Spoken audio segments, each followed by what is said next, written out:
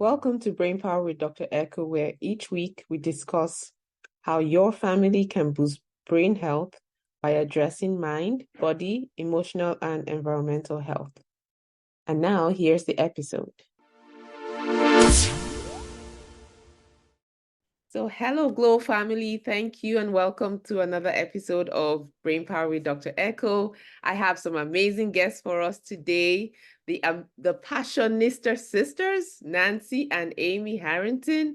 Yes, I'm going to let them explain what Passionistas means. I think you can already guess by the name, but yes, they're amazing sisters and they're here to share with us the importance of a sisterhood or even a brotherhood or whatever the case may be for you, but how important all of that is to building and growing our emotional and brain health. So without further ado, I'm going to let them introduce themselves better because I know they have lots more to add to that. And I like to let my guests introduce themselves. So welcome to the show, Nancy and Amy. Thank you. Thanks for having us. So the Passionistas Project is an inclusive sisterhood where passion-driven women come to get support. They find their purpose. They feel empowered to transform their lives and change the world. And we've had the Passionistas Project now for 7 years, I think. I don't know. I can't do the math. I'm not good at math. But since 2017, whatever that is. We started it just because we used to have backgrounds in Hollywood. We both worked in Hollywood, and we really wanted to use our skill set to do something more impactful. And there was so much going on with women around the world with the Me Too movement, Time's Up movement. And we really wanted to share the positive stories about women and the empowering stories about women and inspire women to step into their power. So that's where the Passionistas Project came from. I love it. It's wonderful. So, Amy, would you like to add to that introduction? No, I think Nancy summed it up really well, except we are constantly surrounded by incredible women who are doing amazing and diverse things, who are from marginalized communities, who are, um, don't find they don't often get a chance to speak for themselves, to share their own stories. People tend to speak for them or about them, and we give everybody a platform to tell their own story, and we're just so fortunate to have that support network for ourselves as well. So. Yes, so critical to have support networks. I don't think I'd be sitting here talking to you if I didn't have a support network because it is real. And I tell all my parents, we all need people to talk to. It's so critical for us because there is no way we can take care of our kids if we haven't taken care of ourselves. So 100% impossible. That's right. I think you would agree with that. Absolutely. Totally. Yeah. Totally. Nancy was sick for a few months last year, and I had to do a lot of it just me. And I'm not used to that. Nancy and I have been business partners now for 20 years, and it was really stressful, just the thought of, oh, I should run this by her. Oh, no, I can't. And we've been preaching to everybody for years now, and especially with this new membership community that we're starting, that our target audience and our members and our loyal following are people who are out there doing it all by themselves. They don't work in big companies. They don't have HR departments, or they don't have, some big medical network that they can tap into for their personal needs. And what they like about what we have is this sisterhood and how we can rely on each other. We can trust each other. We support each other without question. And we always say, well, be a part of our sisterhood because we understand. And it wasn't until Nancy got sick that I really understood, oh my God, doing this 100% or even 98%, because I could still be like, so I know you're in bed, but just one quick question. Doing it on your own is so hard. And you really just need someone to say, like, does this look okay to you? Or before I send this email, will you check it out? So we have a new appreciation in the last 8 months for how hard it is to not have people around you in your business, in your personal life, in making an impact in the world. To be out there doing it on your own is daunting. So we want to give people a chance to join our sisterhood so that we can be supportive, because we get it. Yes, absolutely. So can you let's go back to the beginning. How did this sisterhood even begin? I know you're sisters, but still, they're sisters that don't talk to each other. So tell us how, Yeah. give us I the mean, tea on how to Amy and I get have along with Amy and I have sisters. been best friends since she was born. The family lore is that I asked my mother to have a baby when I went to kindergarten so that she wouldn't be lonely. But in fact, I was the one who was lonely and I wanted a sister. And I got my sister a few months later, and we've been best friends ever since. And we've spent a lot of time together, and we loved each other, and we have all the same interests and thought processes. We really do kind of share a brain. It's a little strange. We sometimes say we're twins that have been separated by 5 years because we sort of have that twin power. But after college, Amy moved to California, and I was back on the East Coast. I followed her 10 years later, finally came out to California. We were both in Hollywood. Amy was the vice president of post-production and visual effects at Warner Brothers Studios, working on all of the feature films. She worked on over 250 feature films while she was there, including Harry Potter and The Matrixes and Batman and all sorts of amazing movies. I, back in Boston, had my own graphic design business and my own theater company that I had with my husband. And then when I moved to California, I started working at an ad agency that did the Academy Award campaigns for Miramax and Paramount Classics. So we were both heavily entrenched in the Hollywood business, and we loved it, but it was super stressful. And we both decided at the same time that, again, because we share a brain, that we were ready for the next adventure. So we quit our jobs at the same time. And Wow. we didn't really know what we were going to do. We were working with a friend on a project, but it wasn't really going anywhere. And we bounced around, did a bunch of different odd jobs, video jobs, and all sorts of crazy things. But we landed in the world of celebrity interviewing. And we did and still do celebrity interviews, archival interviews that are a couple hours long. We do a lot of red carpet stuff, and it's really fun. And it's really fun to do it together, because it's like, oh my God, that's Laverne and Shirley, and we used to watch them together on TV when we were little. So it's been really fun. But you know, in 2016, like we said, things started changing, and we realized we have these skills that we could apply towards doing something more impactful. And we really wanted to promote women. So that's how the Passionistas Project came about. And we started with a podcast, and where we interview women who are following their passions. And we still have our podcast. And if you've never heard it, it's amazing. Go check out these women. And we also have a subscription box that's filled with products by women-owned businesses. And we are launching, we have an annual summit, that's the Women's Equality Summit, where we bring women from marginalized communities together to talk about their shared challenges. And then we are launching next week this sisterhood. So that's kind of the long trajectory of our story. Wow, that's simply amazing. That's all through the twists and turns, you remained together. Even when you were apart, you still remained together. So no, It's been wonderful. one of the most interesting things to me is like we discovered these newfound passions along the way, and we both had a passion for the same things. Like neither one of us ever dreamed of being celebrity interviewers, and we're actually very introverted people. And now all of a sudden we're like sitting down and having 3-hour conversations with people, and we both fell in love with it. And then when it was like, okay, we need to use these skills for to support women, we both were 100% on board with it. Like everything along the way has just been like, yep, that's the next thing we're going to do. That makes total sense. So we're very, very lucky that our interests and our passions have evolved on the same path. Thank God. Well, because you do share a brain. Totally. We really do. We really do. Apparently, what else? What else can we explain in that?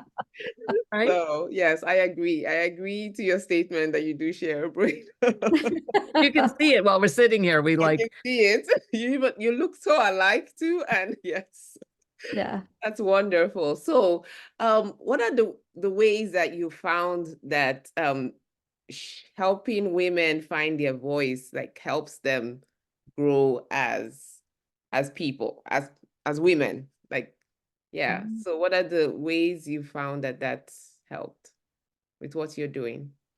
well, I think that in general, we've come a long way, but we have a long way to go, right? So I think in general, women still are feeling like they're supposed to be empowered, they're allowed to be empowered, but there are all these restrictions put on us. And even politically, more and more restrictions seem to be being put on us in recent years. So I think one is just it gives people a chance to really step into their power in a way that they might not, they might think they can in the world outside, but they there's something holding them back a little bit. And I think when you're surrounded by women who are also trying to step into their power or are stepping into their power, it gives you the strength and the courage to do it. So we have a lot of women who are empty nesters, or they are women who have had massive, corporate jobs or have had their own medical practice. And they're at an age or a point in their life where it's like, yeah, but I really want to have a crochet business, or I really want to be a writer. And no matter how powerful you've been in this position in the past, that's a scary thing to Oh, step into that, absolutely. that truth of what you really want to do. So by having these other women around you who are encouraging you to do it, but also holding you accountable for getting it done, and giving you the cheering you on, and but giving you the reality check. Um, I think it just lets women be who they ultimately really want to be and know it's okay. And I think I mean, we just spoke to a woman yesterday. She's a disability rights activist, and she's one of our power passionistas in our community. We have what we call our power passionistas, and they're our resident experts. And her name is Selene Luna. She's an actress and a disability rights activist.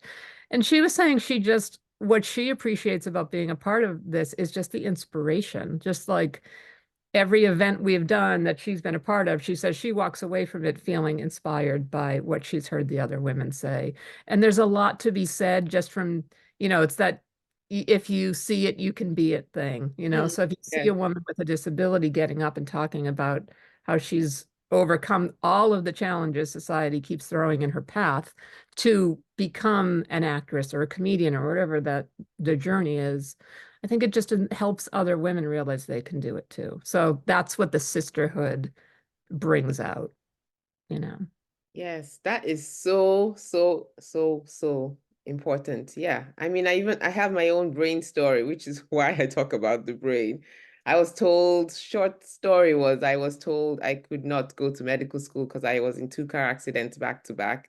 And the doctor flat out told me, you will never go to med school. I suggest you go find something else to do. Well, I believed him at first, but then I had my family telling me, oh, no, you're a doctor. You are going back to school, whether you failed out or not. So, of course, I headed back to school and here we are. But if I didn't have that support in my corner, if I haven't found a tribe of fellow women saying, you can do this, you can run a practice, you can, from the ground up, you can do all of those things, it wouldn't happen. So I really applaud you for what you're doing and reaching out to marginalized women who often are surrounded by people telling them they can't. That word, can't. Yeah. And There's it's such, nothing stronger. There's nothing stronger than a woman who's been told she can't do something. oh, exactly. Right.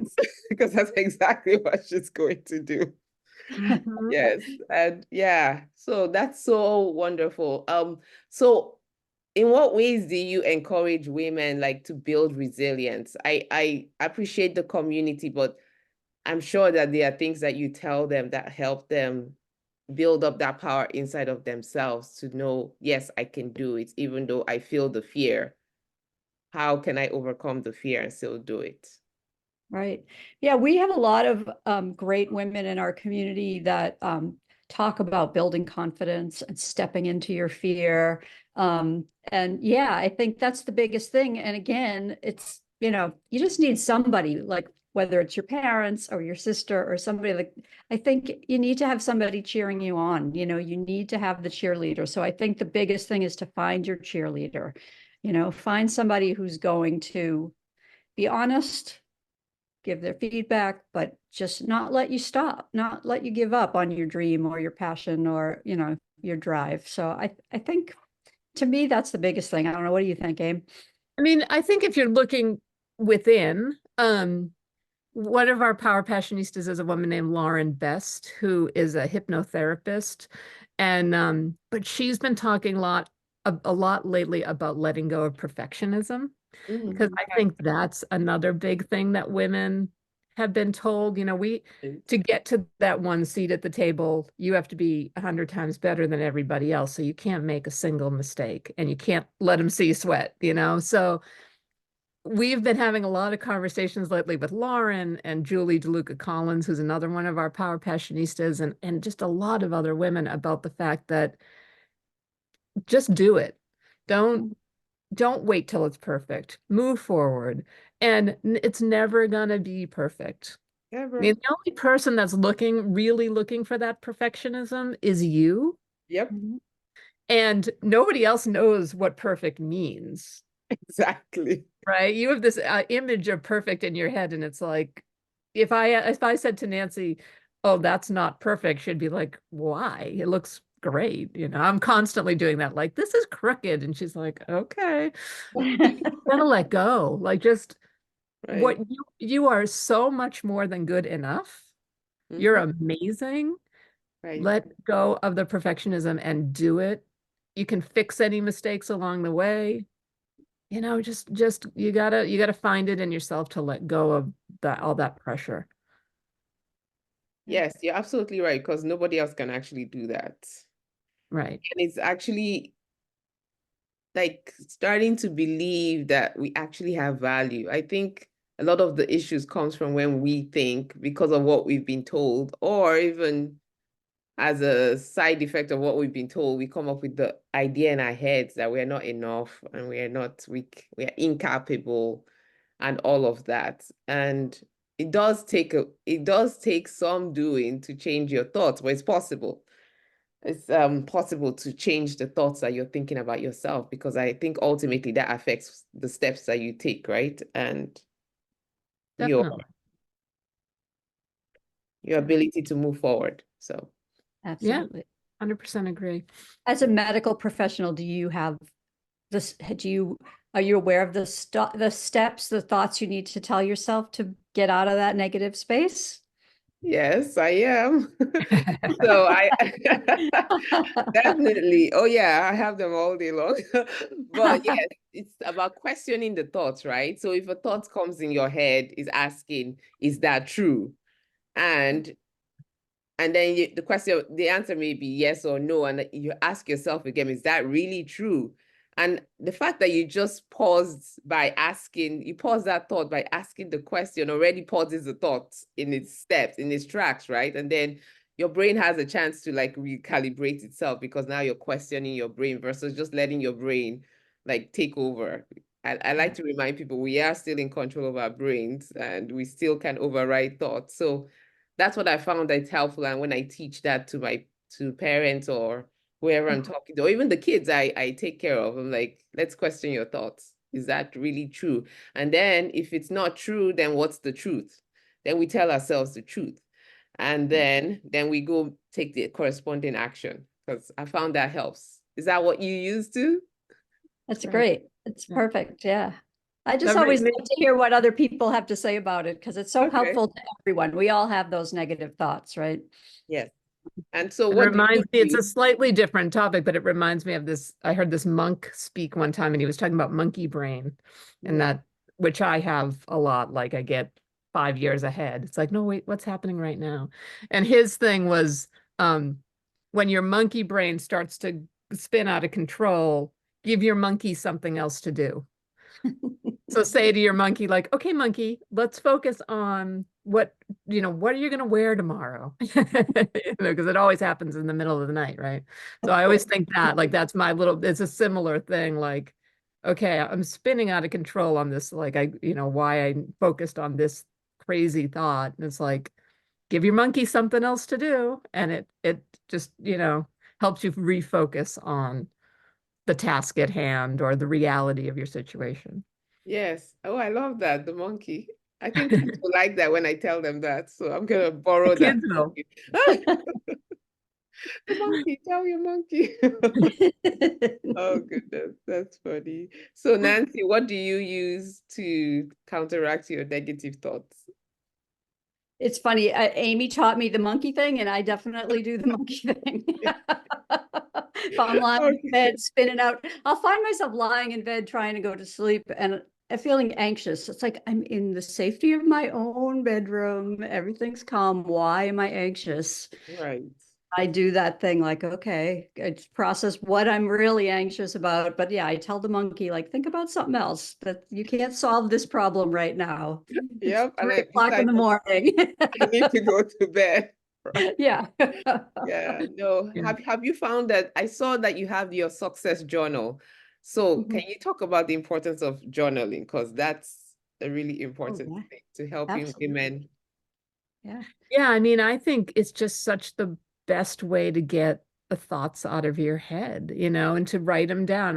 I used to have two journals. I haven't done this in a long time, but I used to have two journals. One that was like more my gratitude, like these are my positive thoughts, and these are like the things I'm gonna remember when I get stressed out. Like lately it's been Nancy's healthy. Anything that starts to worry me or freak me out, I'm like, yes, but Nancy's healthy, and she wasn't for a long time last year. But then I also had a second journal, which was letting my negative stuff just spew out. And I didn't want to mix the two up. I wanted like one to just be like the good stuff and one to be my darkest, thoughts. And so that I found that really helped me. And then when Nancy and I started to realize we had all of these quotes from all these incredible women that we've been interviewing. We've done over, I don't know, 100 and something interviews at this point. And just for our podcast. And everyone, we always ask, what's your definition of success? Because that's a huge part of our community and our philosophy. We had, from the outside world, we had what you would consider ultimate success, but we weren't enjoying it and we weren't happy doing it. And so we needed to figure out what success meant to us after that, because it certainly wasn't going to be titles and it certainly wasn't going to be money. So what did success look like if those weren't the definitions of it? And so as we were interviewing women, we always ask that question, and we get the most amazing and again inspiring answers. So we put together the journal as a helpful tool for women out there who are trying to kind of redefine that in their lives.